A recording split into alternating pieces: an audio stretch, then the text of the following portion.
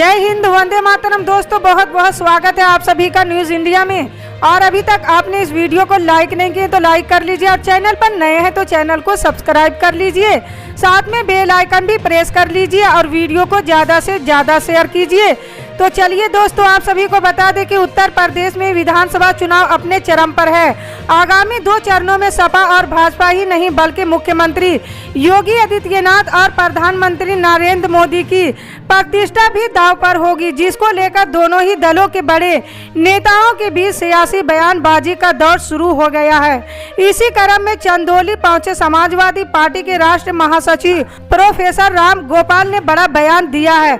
उन्होंने कहा कि 5वें चरण के मतदान के बाद समाजवादी पार्टी सत्ता में पहुंच चुकी है। 6ठे और 7वें चरण बाबा विश्वनाथ की कृपा से क्लीन स्वीप करेंगे। दरअसल पार्टी के पक्ष प्रचार करने पहुंचे राम गोपाल यादव ने पत्रकारों से बातचीत करते हुए कहा कि अब तक के चुनाव की बात करें तो अखिलेश यादव ने अकेले ही पूरी बीजेपी को पानी पिला दिया है। 6ठे और 7वें चरण के मतदाताओं से राम गोपाल यादव ने अपील करते हुए कहा कि इस रावण राज को खत्म करने के लिए और सत्ता में ऊपर बैठे हुए अपराधियों को हटाने के लिए सपा के पक्ष में मतदान करें और बाबा जी को गोरखपुर के मठ में विदा कर दे, ताकि वो गोरखपुर जाकर मठ में पूजा कर सके।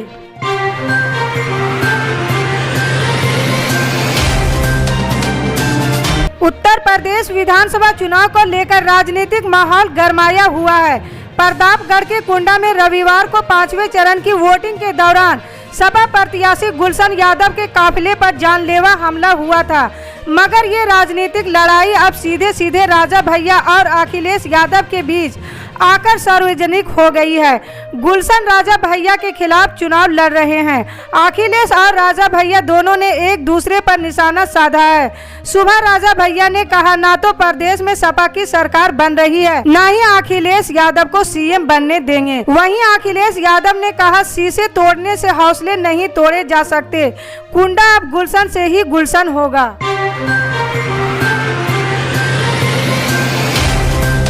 उत्तर प्रदेश विधानसभा चुनाव में 6ठे चरण के प्रचार प्रसार के दौरान कुशीनगर जिले के फाजिल नगर विधानसभा में समाजवादी पार्टी और भारतीय जनता पार्टी के कार्यकर्ताओं के बीच जमकर मारपीट और पत्थरबाजी हुई है। इस घटना में कई सपा कार्यकर्ता घायल हो गए हैं और कई गाड़ियों को नुकसान हुआ है। बताया जा रहा है कि फाजिल नगर सीट से सपा कैंडिडेट स्वामी प्रसाद मौर्य के काफिले पर उस वक्त हमला हुआ जब वो समर्थकों के साथ प्रचार के लिए जा रहे थे।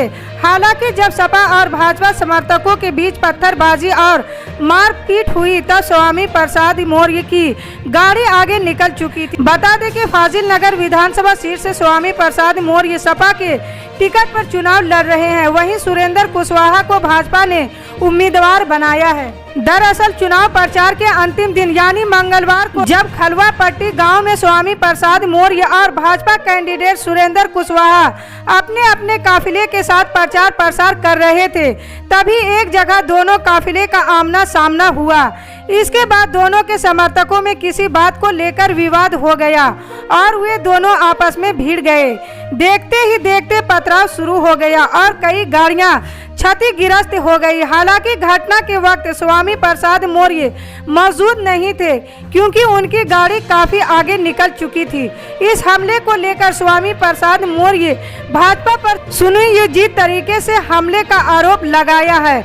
वहीं भाजपा सांसद संघमित्रा मौर्य ने भाजपा कार्यकर्ताओं को इस हमले का जिम्मेदार ठहराया है। उत्तर प्रदेश विधानसभा चुनाव में राजनीतिक सरगर्मी तेज हो गई है। कुंडा के बाहुबली विधायक राजा भैया और सपा के राष्ट्रीय अध्यक्ष अखिलेश यादव के बीच सियासी लड़ाई कम होने का नाम नहीं ले रही है। चुनावी बयानबाजी के बाद अब सोशल मीडिया पर 2 दिग्गज नेताओं में कुंडा सीट को लेकर रण छिड़ गया है। राजा भैया ने ट्वीट कर अखिलेश यादव द्वारा पोस्ट किए गए वीडियो को फेक बताया है। बता दें कि राजा भैया और अखिलेश यादव के बीच सियासी जंग जारी है। कल ही प्रतापगढ़ के कुंडा विधायक और जनसत्ता दल के राष्ट्रीय अध्यक्ष रघुराज प्रताप सिंह उर्फ राजा भैया के खिलाफ समाजवादी पार्टी के बूथ एजेंट राकेश पासी ने मुकदमा दर्ज कराया था। कुंडा थाने में दर्ज एफआईआर में सपा एजेंट ने राजा भैया पर जाति सूचक गाली जान से मारने की धमकी देने का आरोप लगाया था। बता दें कि राजा भैया समेत 3 नामजद पर एफआईआर जबकि 15 अज्ञात लोगों पर कुंडा कोतवाली में मुकदमा दर्ज किया गया था। गाजीपुर की जहूराबाद सीट से चुनाव मैदान में उतरे सुहेलदेव भारतीय समाज पार्टी के अध्यक्ष ओम प्रकाश राजभर अपने बयानों के लिए काफी मशहूर है। राजनीतिक हलकों में ये चर्चा थी कि राजभर काशी की शिवपुर विधानसभा सीट से चुनाव मैदान में उतरेंगे, मगर भाजपा ने वहां से योगी सरकार में मंत्री और राजभर समाज के ही अनिल राजभर को प्रत्याशी बनाया है। ओम प्रकाश राजभर जहूराबाद से ही मौजूदा विधायक भी हैं। आपको बता दें कि राजभर की पार्टी पिछले चुनाव भाजपा के साथ गठबंधन करके लड़ी थी, मगर इस बार सुभाषपा ने अखिलेश यादव की समाजवादी पार्टी के साथ गठबंधन किया है। भाजपा के साथ गठबंधन टूटने की वजह बताते हुए राजभर कहते हैं कि 2017 के विधानसभा चुनाव के वक्त अमित शाह ने कहा था कि जातीय जनगणना कराएंगे, लेकिन न्याय समिति की रिपोर्ट को भी लागू कराएंगे। गरीबों के उत्थान के लिए कई सारी योजनाओं को लेकर बात हुई थी, मगर एक भी वादा उन्होंने पूरा नहीं किया। भाजपा ने उनकी बातों को गंभीरता से नहीं लिया। 2017 में यूपी में सरकार बनने के बाद वो मंत्री भी बने। राजभर कहते हैं कि वो अपने घर के सामने की सड़क तक नहीं बनवा पाए।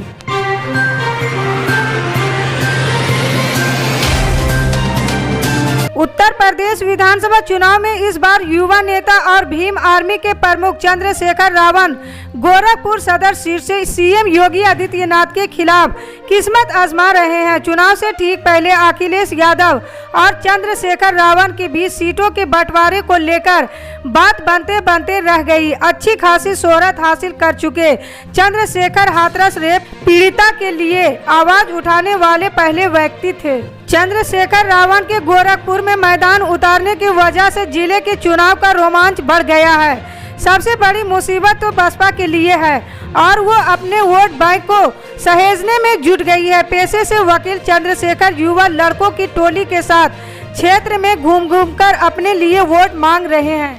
चंद्रशेखर कहते हैं कि वो मंदिर मस्जिद की राजनीति नहीं करते, लोकतंत्र में पूरी आस्था है। उनकी कोशिश है कि सारे अम्बेडकरवादी लोग साथ आएं और मिलकर जनता की समस्याओं का निराकरण करने में सहयोग करें।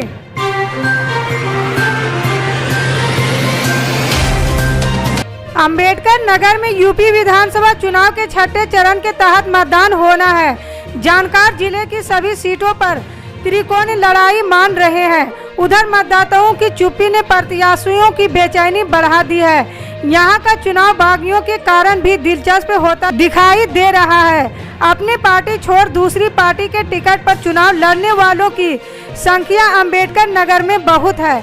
ऐसे में यह अंदाजा लगाना मुश्किल हो रहा है कि किस पार्टी का उम्मीदवार अन्य उम्मीदवारों पर भारी पड़ रहा है। बगावत की ऐसे ही कहानी अकबरपुर सीट ही नहीं बाकी सीटों पर भी दिखाई दे रही है। इस सीट पर पिछले 6 चुनावों में बसपा ने 5 बार बाजी मारी है। बसपा के राम अचल राजभर 5 बार विधायक रहे, लेकिन अब की उन्होंने अखिलेश यादव की पार्टी का दामन थाम लिया है। वहीं बसपा ने भाजपा छोड़कर आए चंद्र प्रकाश वर्मा को टिकट दिया है, जबकि भाजपा ने भी बसपा छोड़कर आए पूर्व मंत्री धर्मराज निषाद को अपना उम्मीदवार बनाया है। ऐसे में यहां पर लड़ाई त्रिकोणीय हो गई है। टांडा सीट से 2017 में भाजपा की संजू देवी ने चुनाव जीता था, लेकिन अब की भाजपा ने संजू देवी का टिकट काटकर अपील देव वर्मा को उम्मीदवार बनाया है। इस बार सपा ने यहां से पूर्व मंत्री राममूर्ति वर्मा को टिकट दिया है।